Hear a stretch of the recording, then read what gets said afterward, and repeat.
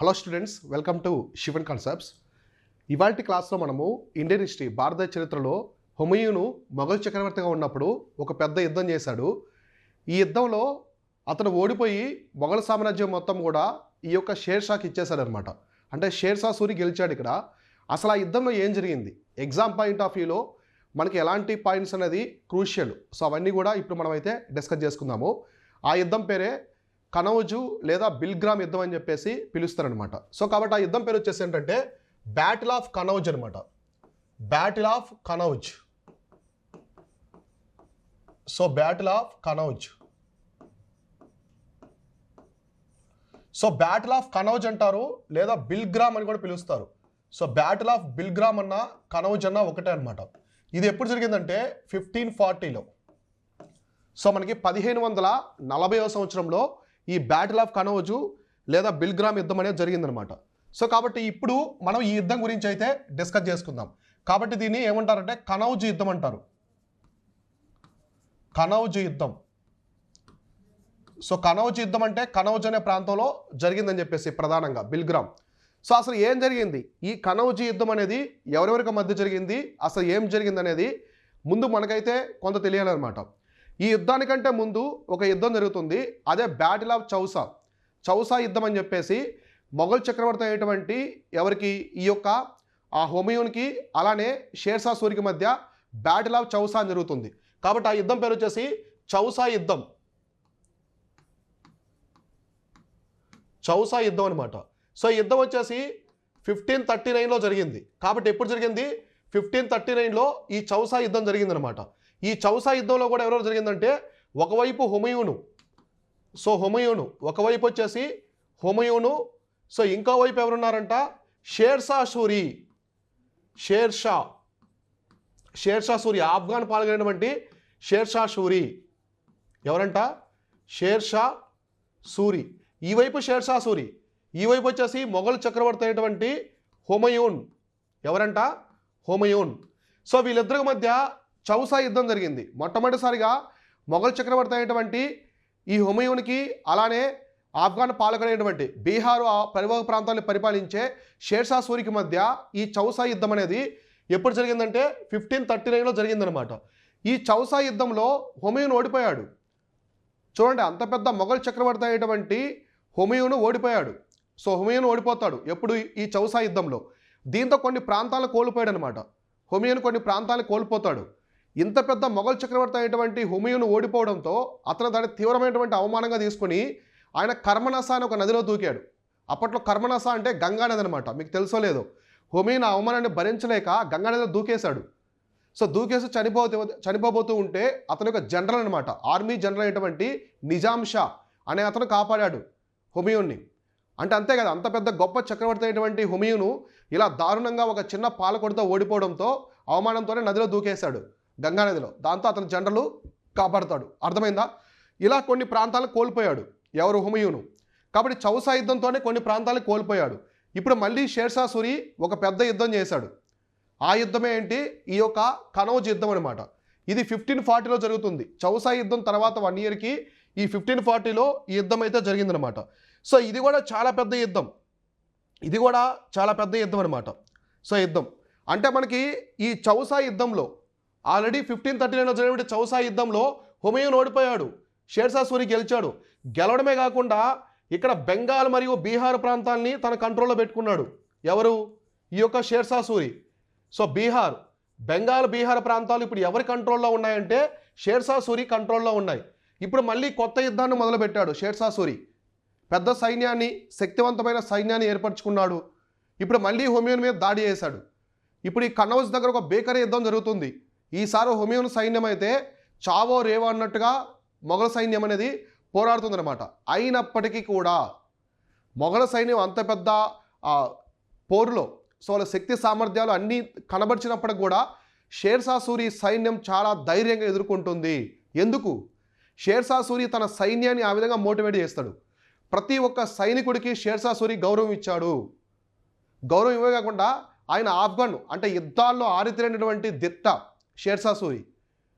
So అంత చిన్న పాలకుడు షేర్ షా సూరి అంత పెద్ద మొఘల్ సైన్యాన్ని వణికించాడు. అంటే ఆలోచించండి, ఒక చిన్న పాలకుడు అవుట్ నెంబర్డ్. సో తనకంటే 5 రెట్లు పెద్ద సైన్యమైనటువంటి మొఘల్ సామ్రాజ్యంలో ఉన్నటువంటి ఆ సైన్యాన్ని ఎదుర్కొన్నాడంటే చూడండి, తన సైన్యాన్ని ఆయన ఎంతగా మోటివేట్ చేశాడు, ఏ విధంగా యుద్ధంలో చాకచక్యం, లౌక్యం అంటారు కదా, అటువంటి ప్రణాళికలతో, వార్ స్ట్రాటజీతో హుమయూన్ ఓడించాడు. సో ఫైనల్గా ఇప్పుడు ఈ కనౌజ్ యుద్ధం కూడా హుమయూన్కి ఈ యొక్క షేర్షా సూరికి మధ్య జరిగింది. ఈ యుద్ధంలో కూడా హుమయూన్ ఓడిపోయాడు, మళ్ళీ షేర్షా సూరియే గెలిచాడు. ఈ యుద్ధంలో కూడా షేర్షా సూరియే గెలుస్తాడు. హుమయూన్ చాలా దారుణంగా ఓడిపోయాడు. కాబట్టి అంత పెద్ద సామ్రాజ్యానికి మొఘల్ చక్రవర్తి అయినటువంటి హుమయూను ఆల్రెడీ చౌసా యుద్ధంలో ఒకసారి ఓడిపోయి షేర్షా సూరికి బెంగాల్, బీహార్ను అప్పగించాడు యుద్ధంలో ఓడిపోయి. ఇప్పుడు మళ్ళీ సంవత్సరానికి, అంటే టైమే లేదనమాట ఆ యుద్ధానికి ఇద్దరికి 1 year గ్యాప్ అంతే. చౌసా యుద్ధంలో ఓడిపోయాడు హుమయూను, బీహార్, బెంగాల్ని కోల్పోయాడు షేర్షా సూరికి. ఇప్పుడు మళ్ళీ కనౌజ్ యుద్ధం జరిగింది. ఈ యుద్ధంలో చాలా దారుణంగా ఓడిపోయాడు ఇంకా ఎవరు, హుమయూను. సో ఓడిపోయి ఇప్పుడు ఏంటంటే ఆగ్రా, తన రాజధాని అయినటువంటి ఆగ్రానే కోల్పోయాడు. సో కాబట్టి ఇప్పుడు మొఘల్ సామ్రాజ్య రాజధాని అయినటువంటి ఆగ్రా నగరాన్నే కోల్పోయాడు. సో దీంతో మొఘల్ సామ్రాజ్యం మొత్తం కూడా హుమయూన్ యొక్క షేర్షా సూరి యొక్క కంట్రోల్కి వెళ్ళిపోయింది. ఇప్పుడు మొఘల్ సామ్రాజ్యం అంతా ఎవరి చేతుల్లో ఉంది, షేర్షా సూరి కంట్రోల్లో ఉంది. హుమయూన్ కానీ మొఘల్ సామ్రాజ్యంలో కనిపించాడనుకో నిన్ను చంపేస్తా అని చెప్పేసి బెదిరించాడు షేర్షా సూరి. దీంతో హుమయూను భయభ్రాంతులకు గురైపోతాడు. హుమయూన్ మామూలుగానే కొంచెం పిరికివాడు, భయభ్రాంతులకు గురైపోయి తన బ్రదరు, సో మధ్య భారతదేశంలో హిందాల్, తన బ్రదర్ హిందాల్ ఉన్నాడు కదా, తన సోదరుడు, అతని దగ్గర ఆశ్రయం తీసుకుంటాడు. సో తన దగ్గర ఆశ్రయం అయితే తీసుకుంటాడు. కాబట్టి ఇప్పుడు హుమయూన్ యుద్ధంలో ఓడిపోయాడు కదా, సో ఓడిపోయి తన బ్రదర్ అయినటువంటి హిందాల్ అనమాట 1541లో, ఎప్పుడు 1541లో చూడండి, 1541లో సెంట్రల్ ఇండియా అనమాట, అంటే మధ్య భారతదేశం, ఈ సెంట్రల్ ఇండియాలో ఒక చిన్న ప్రాంతాన్ని తన బ్రదరు, సోదరుడైనటువంటి హిందాల్ పరిపాలిస్తూ ఉంటాడు. సో హిందాల్ అనమాట, ఈ హిందాల్ దగ్గర ఆశ్రయం తీసుకుంటాడు. అంటే ఆశ్రయం తీసుకునేది ఎవరు, హుమయూను. ఈ ఆశ్రయంలోనే హమీదా బేగం అని చెప్పేసి ఒక ఆమెను పెళ్లి చేసుకుంటాడు ఎవరు, హుమయూను. సో హమీదా బేగంని ఎవరు చేసుకున్నారంటే హుమయూన్ అనమాట. ఇప్పుడు మొఘల్ సామ్రాజ్యం అయితే షేర్షా సూరి చేతుల్లో ఉంది. ఇప్పుడు ఇక్కడ వీళ్ళిద్దరు పెళ్లి చేసుకుంటారు, ఎవరెవరు, హుమయూను, హమీదా బేగం. సో వీళ్ళిద్దరికి జన్మించిన వాడే అక్బర్. సో అర్థమైందా, వీళ్ళిద్దరికి ఒక బిడ్డ జన్మిస్తాడు ఇక్కడ, ఆయనే అక్బర్ అనమాట. సో కాబట్టి అక్బర్ ఎప్పుడు జన్మించాడంటే, అక్బర్ జన్మించే టైంకి హుమయూన్ దగ్గర సామ్రాజ్యం లేదు, మొత్తం కోల్పోయాడు, షేర్షా సూరి దగ్గర ఉందన్నమాట. కాబట్టి ఇక్కడ తన షేర్షా సూరి మొఘల్ సామ్రాజ్యాన్ని కోల్పోయి ఏది కనౌజ్ యుద్ధంలో ఈ హుమయూను షేర్షా సూరికి ఇచ్చేశాడు మొత్తం మొఘల్ సామ్రాజ్యం అంతా యుద్ధంలో ఓడిపోయి ఈ కనౌజ్ యుద్ధంలో. ఫైనల్గా అతను తన సోదరుడైనటువంటి హిందాల్ దగ్గర ఆశ్రయం తీసుకున్నాడు. ఇక్కడ హమీదా బేగం అని ఒక ఆమెను పెళ్లి చేసుకున్నాడు. ఇక్కడ ఆశ్రయం తీసుకున్నప్పుడు, పెళ్లి చేసుకున్నప్పుడు వాళ్ళకు ఒక బిడ్డ పుడుతుంది, ఒక బిడ్డ పుడతాడు, అతనే అక్బర్ అనమాట. సో అర్థమైందా, కాబట్టి అతను ఆశ్రయంలో ఉన్నప్పుడు పుట్టాడనమాట. అయితే హుమయూన్ ఆలోచిస్తాడు, మా తండ్రి బాబరు ఇంత పెద్ద మొఘల్ సామ్రాజ్యాన్ని స్థాపించాడు, ఇప్పుడు నేను దాన్ని కోల్పోయాను, మళ్ళీ ఎలాగైనా సరే ఆ సామ్రాజ్యాన్ని నేను కాపాడుకోవాలి, నా మొఘల్ సామ్రాజ్యాన్ని నేను మళ్ళీ నిలబెట్టుకోవాలని చెప్పేసి ఒక పర్షియా రాజు దగ్గరికి వెళ్తాడు. పర్షియా రాజుని అతను సహకారం తీసుకుంటాడు అనమాట. సో ఆ పర్షియా రాజు పేరు వచ్చేసి ఏంటో తెలుసా, పర్షియా రాజు పేరు వచ్చేసి అతను వచ్చేసి మనకి సాతమాన్స్ అనమాట. సాతమాన్స్ అనే ఒక పర్షియా రాజు దగ్గరికి వెళ్తాడనమాట. అయితే దానికంటే ముందు ఈ హుమయూన్కి అమర్కోట అనే ప్రాంతంలో, సో అమరకోట అనే ఒక ప్రాంతం ఉంటుంది ఇక్కడే, ఈ అమరకోట అనే ప్రాంతంలో బైరాంగ్ ఖాన్ పరిచయం అవుతాడు. సో బైరాంగ్ ఖాన్ ఎలా అంటే ఇతను హుమయూన్కి విశ్వాసపాత్రుడు, హుమయూన్ ఏది చెప్పినా చేస్తాడు, అంత విశ్వాసమైన వ్యక్తి అనమాట. అదే ఇక్కడ హుమయూన్కి బలం. సో ఇలా హుమయూన్కి పరిచయం అయింది ఎవరంటే అమరకోట దగ్గర ఈ బైరామ్ ఖాన్ అనమాట. ఇప్పుడు ఇతను పర్షియా వెళ్తాడు, ఎప్పుడు 1544లో. సో 1747లో పర్షియాకి వెళ్తాడు. నేను మొఘల్ సామ్రాజ్యాన్ని కోల్పోయాను, పర్షియా రాజు దగ్గరికి వెళ్తాడు. ఇతని పేరు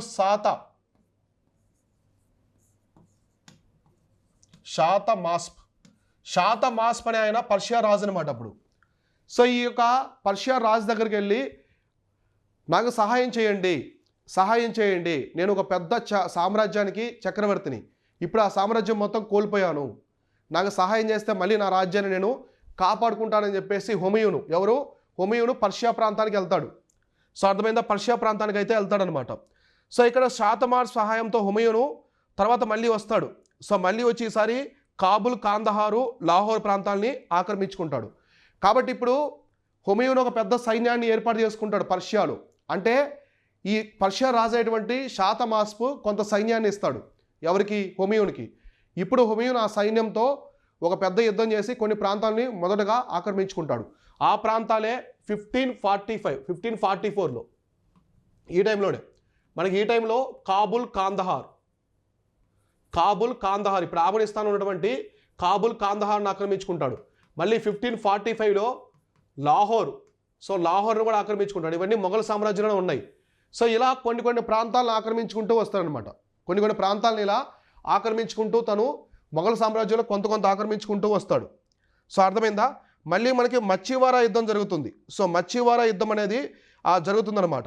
సో ఎప్పుడంటే 1555లో, సో 1555లో మచ్చివారా యుద్ధం జరుగుతుంది. ఈ యుద్ధంలో ఇతను ఆఫ్ఘన్ను ఓడించాడు. మచ్చివారా యుద్ధం. సో మచ్చివారా యుద్ధం చూడండి.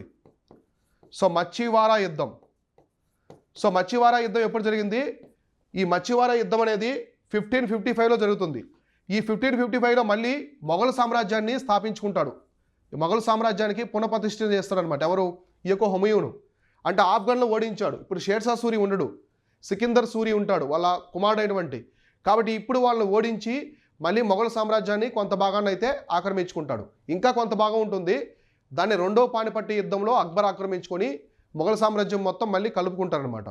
ఈ విధంగా హుమయూన్ కాలంలో ప్రధానమైన సంఘటనలు ఇవన్నీ కూడా. సో అర్థమైంది. ఇంకా చాలా ముఖ్యమైనటువంటి పాయింట్స్ ఉన్నాయి హుమయూన్కి సంబంధించి. అవన్నీ కూడా మన ఇండియన్ హిస్టరీ మాడ్యూల్లో చాలా నీట్గా కవర్ చేశాను, ప్రతి ఒక్క అంశం కూడా. సో మీరు మన ఇండియన్ హిస్టరీ మాడ్యూల్ జాయిన్ అయితే ఇటు ఫ్యాక్ట్స్, కాన్సెప్ట్స్ మొత్తం మీకు తెలుస్తాయి. చాలామంది ఎన్రోల్ అయి ఉన్నారు మన ఇండియన్ హిస్టరీ మాడ్యూల్. ఎంతమంది అంటే చాలా మంది. ఎందుకంటే మనం చాలా నీట్గా ప్రతి ఒక్క అంశం కూడా ఏన్షియంట్ దగ్గర నుంచి మోడర్న్ వరకు చాలా నీట్గా ఉంటుంది. ఎక్కడ కూడా ప్రశ్న మిస్ అవ్వకుండా ఇచ్చామన్నమాట. అలానే మనం గ్రూప్ 1, గ్రూప్ 2కి సంబంధించి కూడా పర్సనల్ మెంటర్షిప్ ప్రొవైడ్ చేస్తున్నాము. జాయిన్ అవ్వాలనుకుంటే అలాంటి టెలిగ్రామ్ ఛానల్, వాట్సాప్ ఛానల్ కూడా జాయిన్ అవ్వండి. మన కోర్సులకు సంబంధించిన అన్ని లింక్స్ మొత్తం కూడా డిస్క్రిప్షన్లో ప్రొవైడ్ చేశాను. అక్కడి నుంచి జాయిన్ అవ్వండి. Thank you all.